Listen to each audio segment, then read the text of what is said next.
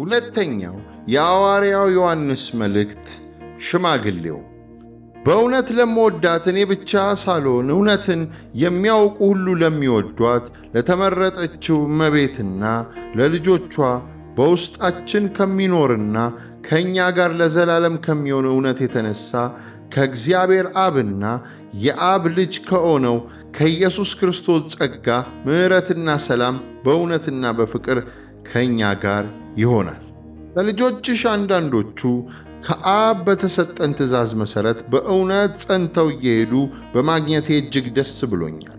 አሁንም እመቤት ሆይ ከመጀመሪያ የነበረችውን እንጂ አዲስ ትእዛዝ አልጽፍልሽም፣ ይኸውም እርስ በርሳችን እንዋደድ ዘንድ ነው።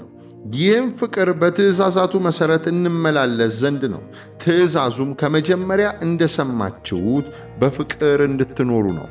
ኢየሱስ ክርስቶስ በሥጋ እንደመጣ የማያምኑ ብዙ አሳቾች ወደ ዓለም ወጥተዋል። እንዲህ ያለ ማንኛውም ሰው አታላይና የክርስቶስ ተቃዋሚ ነው።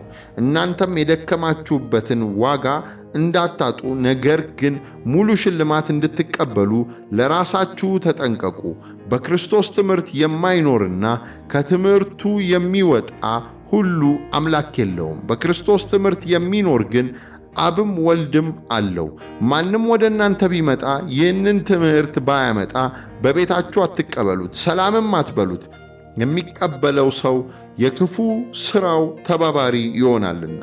የምጽፍላችሁ ብዙ ነገር ነበረኝ፣ ይሁን እንጂ በወረቀትና በቀለም እንዲሆን አልፈልግም። ዳሩ ግን ደስታችን ፍጹም ይሆን ዘንድ ወደ እናንተ መጥቼ ፊት ለፊት ላነጋግራችሁ ተስፋ አደርጋለሁ።